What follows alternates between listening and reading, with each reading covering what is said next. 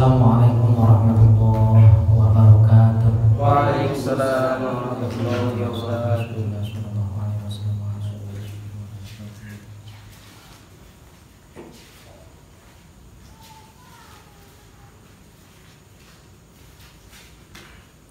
Al-Fatihah.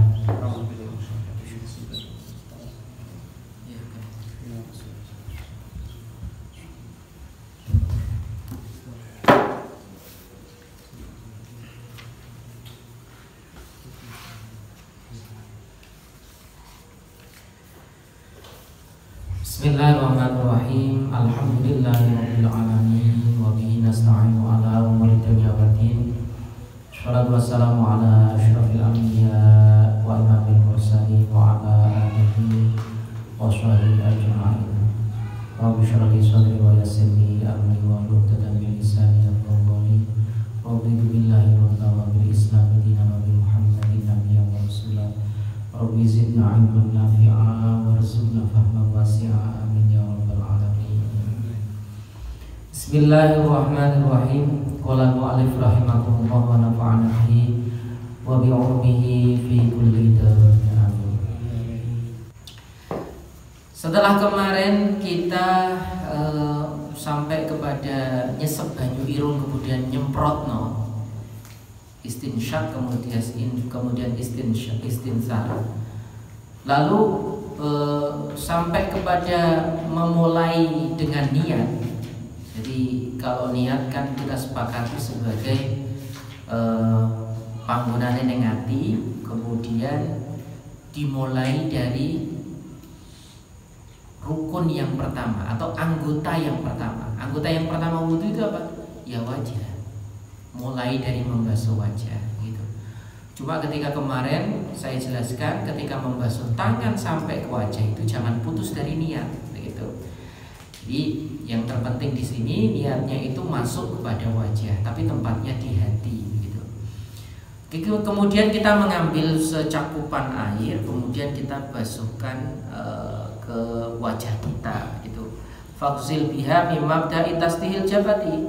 Wajah itu kategori wajah atau kriteria wajah itu mimab dari tasdihil jabati, dimulai dari tempat awalnya itu adalah tempat jembari batuk. Jembari batuk itu luasnya kening nih. Nah ini wajah. Sampai ila muntahad nih, sampai pucuke janggut, ora jenggot, janggut. Jadi ini adalah panjangnya. Begitu. Berarti sebenarnya ini yang perlu diperhatikan. Ini termasuk wajah tidak? Tidak, karena wajah itu adalah muntahadzakni. Muntahadzakni itu adalah pucuke janggut. Janggut pucuke di sini. Yo kan kene, mosok kene. Pucuk kan kene. Ya kan? Berarti perempuan-perempuan ini perlu diperhatikan. Perempuan-perempuan kalau memakai mukena, ini sangat harus diperhatikan. Karena ini bukan wajah, maka ini pun harus tertutup. Permasalahannya begitu. Kadang kan malah memakai mukena ini ketok. Ini kan tidak sah. Sini loh, yang paling sering itu sini. Karena ini bukan wajah. Jadi ini sebenarnya ini harus tertutup di sini. Letak mukena itu di sini. Ini bahaya ini. Biasanya punya kita di Munjul itu kan memang ditokno sekalian, maksudnya ditutupi sekalian karena khawatir ini kelihatan, karena ini bukan wajah.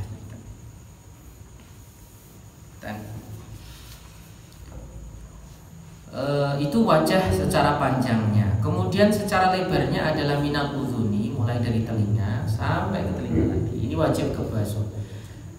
Kriteria telinga sebenarnya ini adalah awal telinga di sini. Jadi ada pentil-pentilan ini. Ini awal telinga, sampai awal telinga ini harus ikut kebasuh. Itu secara lebarnya, panjangnya mulai sini tasbih jabati sampai muntahadzakni, mulai uzun sampai uzun lagi. Itu harus kebasuh semua. Kemudian sampaikanlah tempat air itu, sampaikanlah air kepada tempat tahdhif. Tahdhif itu apa? wa huwa ma yu'tadul an-nisa'u tahniyata sya'ri, yaitu tempat yang biasanya perempuan itu bisa menyingkap atau nyingkirno rambut. Jadi, apa ini? Ya tempat ini. Biasanya perempuan itu tempat menyingkirkan rambut itu biasanya ini. Ini berarti ikut ke baso. Di sinilah biasanya tempat. Hati-hati, apalagi ini hati-hati. Hati-hati dengan hati-hati. Nah ini termasuk wajah kan? Ini termasuk wajah. Makanya hati-hati ini tidak usah terlalu tua. Karena nanti disebutkan bahwa semua rambut yang ada di wajah itu wajib dibasuh. Begitu. Ini hati-hati. Dan jadi sampai dengan tahdhir wa ma yu'tadu an-nisa'u tahniyata syari'anhu, yaitu di mana sih? Ma bainar ra'sil udhuni, antaranya kepalanya udhun. Kepalanya udhun itu mana? Ini loh, sing lengkok ini. Ini ra'sul udhun. Nah, ra'sul udhun ila zawiyatil jabin, kemudian sampai lurus kok leres tadi. Sampai lurus begitu. Sampai lurus ke sini. Nah, sampai lurus. Ini berarti yang sebelah sini. Lurus gitu.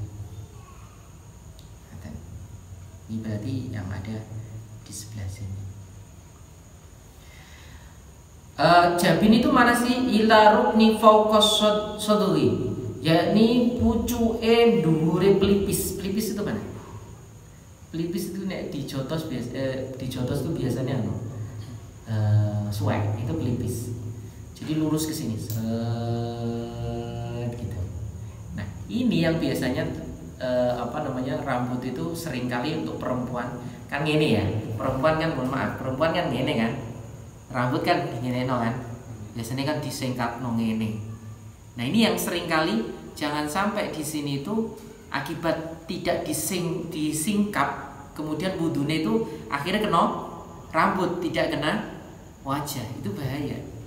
Jadi wajahnya bisa mau wudhu itu semua disingkap dulu, kecuali hati-hati ya, titik kan harus kena karena itu bagian dari wajah.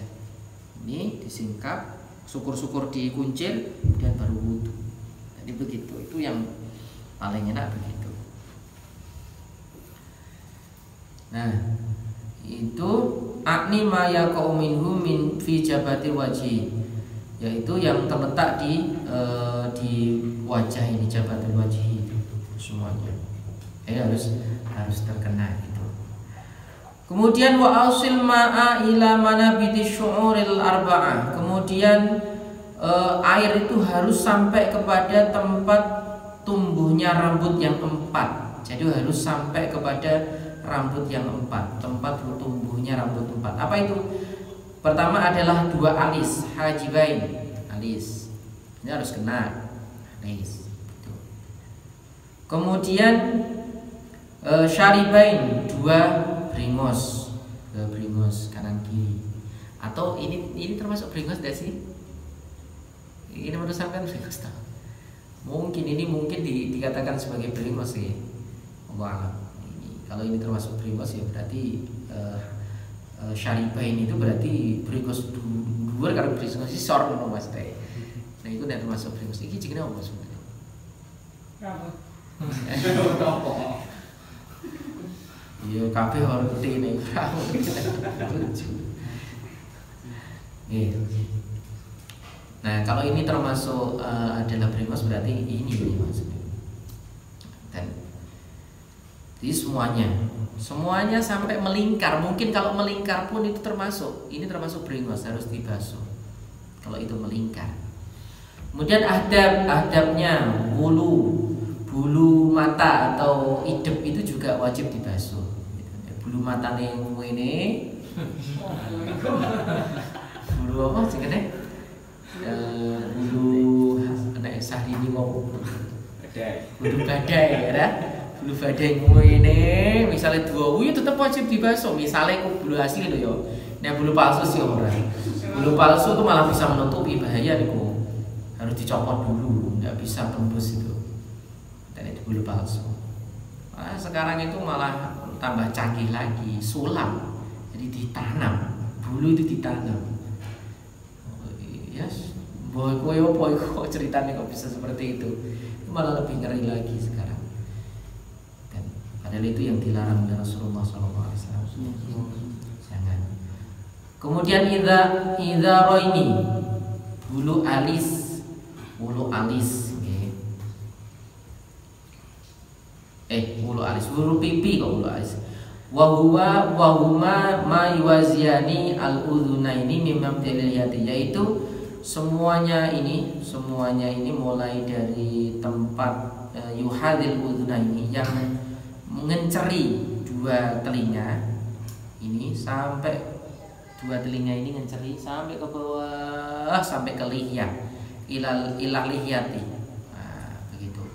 Apa itu yang semuanya ada sudhu itu pelipis, kemudian di sini, kemudian ada godek, kemudian mima yang butuh awalan dan sampai ke semuanya. Nah, itu sampai harus dibasuh semua. Gitu. Kemudian wajibu isolul ma'i ila manatbitil lihyatil khafifah. Wajib untuk menyampaikan air sampai kepada tempat tumbuhnya jenggot yang tipis. Jadi jenggot yang tipis itu harus sampai ke kulitnya. Jenggot yang tipis itu harus sampai ke kulitnya. Berbeda dengan jenggot yang kandel. Nanti ada perbedaan. Dunal kasifati. Kalau yang kandel itu tidak. Kenapa? Karena yang kandel itu tidak perlu sampai ke dalam, cukup di luarnya saja. Jadi sampai wudu misalnya jenggotnya ini, misalnya jenggotnya ini nggak perlu sampai ditutup, nggak perlu. Hanya luarnya saja, cukup luarnya saja. Gitu. Walhasil kesimpulannya, anna liyata dzakari wa aridaihi wa ma kharaja minal hati wajhi minasyu'uri walau min imra'atin wa hunsa in kasifa wajaba ghuslu dhahirihi faqat. Nah, ini kesimpulannya, apabila jenggot seseorang laki-laki atau godeknya seseorang yang keluar dari hat wajah. Hat wajah itu apa? Pelanggaran wajah yang keluar dari wajah. Yang keluar dari hat wajah, maka cukup dibasuh zahirnya saja. Jadi kalau perempuan yang ini berarti yang sampai ke hat wajah saja. Gitu. Yang ke bawah tidak perlu. Gitu. Sampai ke hat wajah. Ada yang mengatakan yang hati-hati itu sampai ke bawah pun, kalau ini ada rambut yang ke bawah itu harus dibasuh. Tapi sebenarnya yang terpenting di sini sampai hadul wajhi. Misalnya ya, iki ono nek sampean ngerti film Yoko nek bisa ya. Nah, itu kan warnanya putih dua ungu ini kan. Terus brengosnya dua ungu ini. Nah, yang seperti itu film-film Yoko itu kalau wudu itu sampai hadul wajhi saja, sampai batas wajah saja, cukup batas wajah saja. Yang ke bawah tidak perlu. Gitu. Nek kok misalnya kok harus sampai ke bawahnya itu semua harus dibasuh semua, ya diblebek noaik semua. Sampai itu kalau pengen hati-hati ya, tapi tidak perlu karena batasnya adalah hadul wajhi. Gitu. Baik itu laki-laki maupun perempuan, bahkan bencong pun sekalian, apabila itu tebal maka wajib membasuh zahirnya faqat. Zahiruhu ghuslu zahirihi faqat. Wa ma'ada dzalika yajibu ghusluhu mutlaqan ay zahiran wa batinan. Tapi selain itu, selain yang tebal, misalnya tipis begitu, maka wajib dibasuh zahir dan batin. Gitu. Jadi zahir dan batin itu apa ya? Apabila tipis, tipis itu bagaimana sih menurut adat? Adat kita mengatakan ini tipis apa tebal tergantung adat kita. Begitu. Ini kalau menurut saya sudah tebal. Kalau saya ini menurut saya sudah tebal. Nah, adat saya tebal. Tapi kalau ada yang lebih tipis lagi itu berarti harus membasuh zahiruma wa batinah, zahirnya maupun batinnya. Gitu. Kalau itu memang dikatakan adatnya mengatakan itu adalah tebal. Wallahu a'lam. Kemudian setelah itu wakul inda ghuslil wajhi, setelah itu selesai membasuh wajah, kemudian ketika sedang membasuh wajah maka berdoalah Allahumma bayyid wajhi binurika yauma tabyaddu wujuha awliyaika yauma tabyaddu wujuhu awliyaika wala taswad wajhi bizulmatika yauma taswaddu wujuhu a'daika.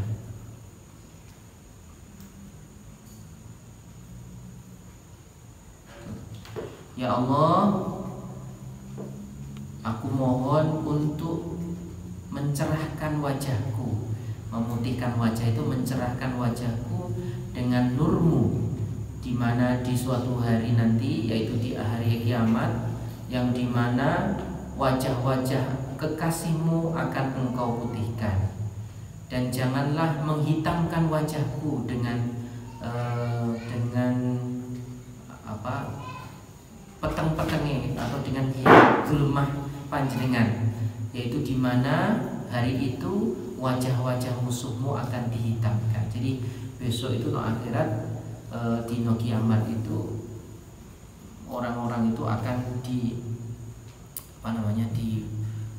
dibedakan. Ada yang aulia Allah, yang dimana wajah mereka itu berseri-seri melihat Allah begitu. Wajah mereka bersih putih karena nur Allah memancar pada wajah mereka, yang sering wudu gitu, yang sering membasuh mukanya karena wudu, yang itu akan berseri-seri wajahnya gitu. Tapi kalau musuh-musuhnya Allah yang tidak pernah wudu, tidak pernah beribadah kepada Allah, maka wajahnya mereka itu hitam. Karena di dalam Al-Quran kan disebutkan yauma tabyaddu wujuhu wa taswaddu wujuh, di mana hari itu ada wajah-wajah yang memutih dan ada wajah-wajah yang menghitam. Kapan itu? Ya hari kiamat. Nah, kalau melihat ayat sebelumnya ini, ayat sebelumnya kan disebutkan ya, wala takunu kalladzina tafarraqu wakhtalafu min ba'di ma ja'ahumul bayyinat.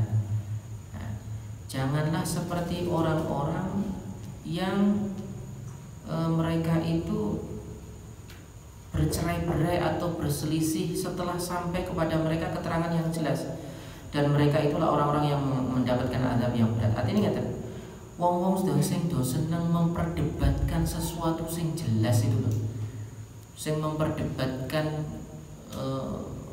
petunjuk yang jelas, hudan atau petunjuk hidayah dari Allah yang jelas, besok di akhirat itu wajahnya menghitam gitu. Karena dia ada rasa rasa angkuh untuk memperdebatkannya. Kemudian yang kedua, akibat apa? Akibat dari perpecahan yang terjadi. Jadi wong-wong sing senengnya tukar-tukaran, nah itu hati-hati. Pokoknya nek sing cebong karo kampret itu hati-hati. Jangan sampai kita termasuk sesama muslim, sesama saudara itu justru malah senang nggak mau debat. Apa meneh nek wong sing orang mau debat malah ditepui. Ayo. Nek delok ILC atau apa seneng rasane. Kowe awas kowe ngono. Nah iku lho wong sing ngono iku hati-hati. Oke. Jangan sampai seperti itu. Nah, terkadang itu ada teori gitu. Terkadang sesuatu al-fadilah, terkadang sesuatu yang mempunyai fadilah keutamaan, al-mafdul, yang diutamakan, itu ada sesuatu yang tidak dipunyai oleh fadil. Artinya gini, terkadang orang yang kita utamakan itu dia tidak mempunyai keutamaan yang dimiliki oleh orang yang mengutamakan. Jadi ada mafdul, ada fadil. Nek mafdul itu orang yang diutamakan, posisinya di atas. Nek fadil itu orang yang mengutamakan. Jadi fadil mengutamakan mafdul, kan ngoten ya. Nah, terkadang sesuatu yang mafdul itu tidak ada di fadil. Terkadang sesuatu yang besar sekali itu tidak ada pada hal yang kecil. Ketok, mohon maaf nih. Terkadang ada orang yang bernama besar, orang yang luar biasa hebatnya, tapi sama fadil itu kalah terkadang. Ono yang tidak dimiliki. Contoh apa? Gajah karo semut. Gajah itu, ya kan? Gajah mungkin konnya kelemah ra iso ngono lho. Karena tangan orang duwe tangan gitu. Sikile kan budi kabeh ndak bisa. Jempol kabeh. Enggak jempol kabeh. Enggak iso. Nah, hanya dimiliki oleh semut. Gitu. Padahal itu mafdul. Gajah itu mafdul. Nah, gajah kan mlebu neng lemari es kan ra iso. Piye carane nglebokno gajah ning lemari ning kulkas. Buka kulkase, gajah lebokno. Terkadang begitu. Jadi ojo minder dadi wong. Saya menarik pernyataan ini loh. Pernyataan dari Menteri Pendidikan Nadiem Makarim. Yang mengatakan begini, Nadiem Makarim itu sudah beberapa bulan dia itu puasa ini media sosial. Dia beberapa bulan sudah puasa media sejak menjadi owner di Gojek maupun sudah menjadi menteri. Semakin menjadi menteri dia semakin meninggalkan media sosial. Karena apa? Yang dia rasakan untuk kepedean dia itu semakin meningkat. Dia semakin meningkat. Orang krungu sing elek-elek, orang krungu sing anu.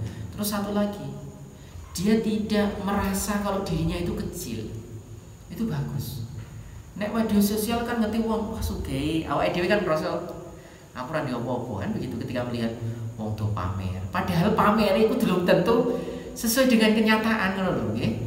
Belum tentu. Kayak pamer foto nganggo iPhone X gitu. Nek iPhone sing telu apa sing 11. Nah, iPhone 11 ketok ya. Berarti sudah kletek.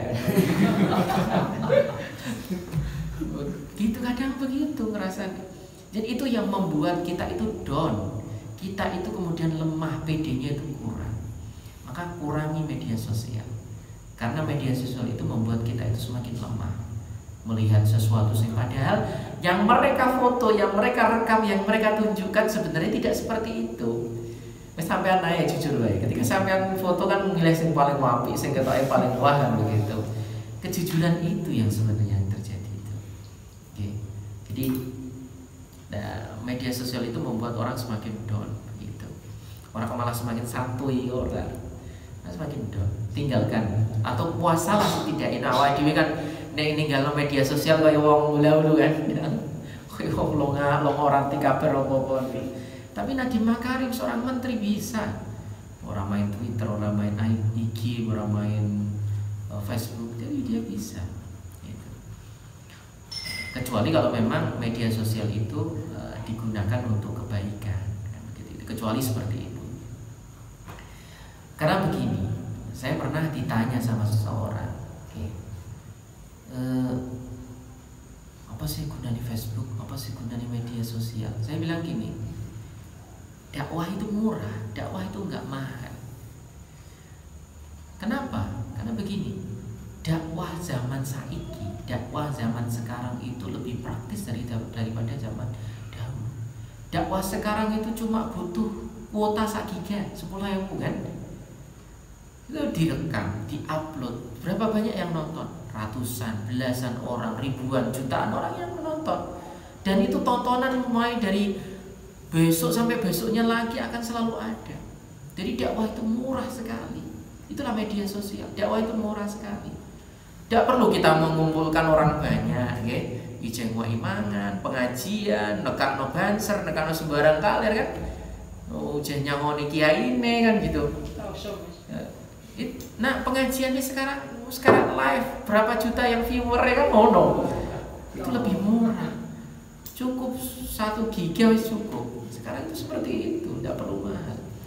Itu apabila kita bisa menggunakan memanfaatkan opportunity ini, bisa mempergunakan kesempatan ini.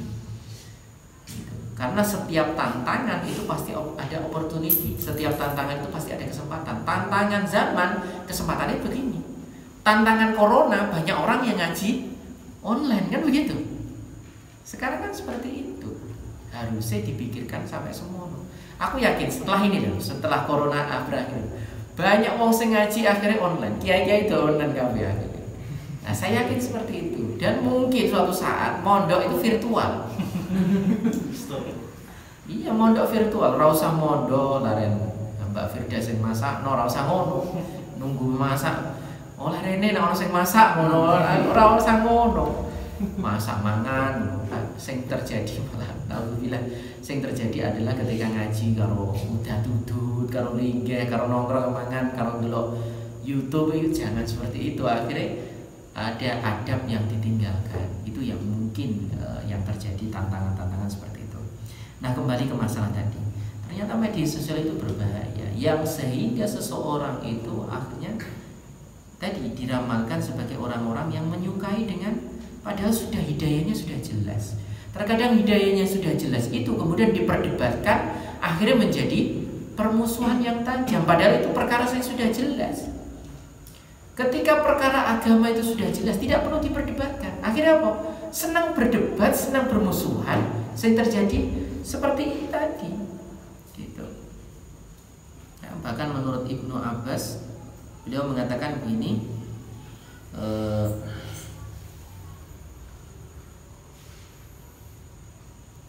Yaumal kiamati hina tabyadu wujuh ahli sunnah wal jamaah wa taswadu wujuh ahli bid'ah wal furqah, yaitu di mana wajah orang berseri-seri itu siapa sih? Yaitu wajahnya orang ahli sunnah wal jamaah.